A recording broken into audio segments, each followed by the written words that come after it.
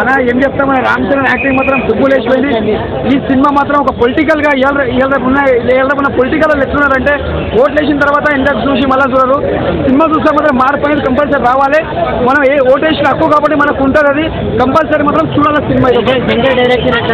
సెంటిమెంట్లే కనిపిస్తుంది. విజయ సూర్యది ఎలా ఉంది? ఆయన యాక్టింగ్ మంచి, సినిమాకు ఒక పెద్ద పిల్లర్ అనుకోవాలి. యాక్టింగ్ మాత్రం విరగదీసిను, దుమ్ము మాత్రం లేచిపోయిన సినిమా మాత్రం. వాస్తవంగా చెప్పండి, యూత్ చూడాలా లేకపోతే అందరు చూడాల్సిన సినిమా? యూత్ అంటే ఒక లవ్ స్టోరీ, ఒక యాక్షన్ అంటే ఫైటింగ్ సినిమా. ఇది ఏంటంటే సమాజానికి సినిమా. మనం ఓటేసిన హక్కు మనం కాపాడుకోవాలంటే మన పబ్లిక్ సేవ మనం ఎలా వాళ్ళతో చేయించుకోవాలనే సినిమా. అంతేగాని ఇది ఒక మాస్ కాదు, ఇది మన ఏమంటారు ఒక లవ్ స్టోరీ కాదు, ఒక యాక్షన్. ఇది ఒక పొలిటికల్ సినిమా కాబట్టి మనం రాబోయే కాలంలో ఇది ఇప్పుడే కాదు, చాలా కాలం పోతూనే ఉంటుంది. మన భక్తులు అందరూ తాదాగా ఇది ప్రభుత్వం ఎప్పటికి ఉంటుంది.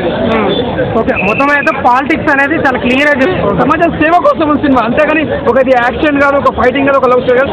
సమాజం సేవ అనేది మనం ఎట్లా కాపాడుకోవాలి, మనం ఎట్లా ఫ్యూచర్లో బాగుండాలని సినిమా. అంటే శంకర్ మార్క్ ఎప్పుడు ఇలానే ఉంటుంది కాబట్టి ఇదే సినిమా కూడా డిఫరెంట్గా తీసింది. అంటే రెండు కేటలు తీసిన రామ్ చరణ్, ఒకటి కలెక్టర్ ఆఫీస్ చేసిండు, ఒకటేమో పొలిటికల్ చేసిండు. అంటే కలెక్టర్లో కూడా రియల్గా కూడా ఇప్పుడున్న ప్రభుత్వంలో కూడా కొంతమంది పట్టించుకొని ఉంటారు కాబట్టి అలాంటి కలెక్టర్స్ కూడా యాక్షన్ తీసుకోవాలని సినిమా తీసి మనం అర్థం చేసుకోవాలి.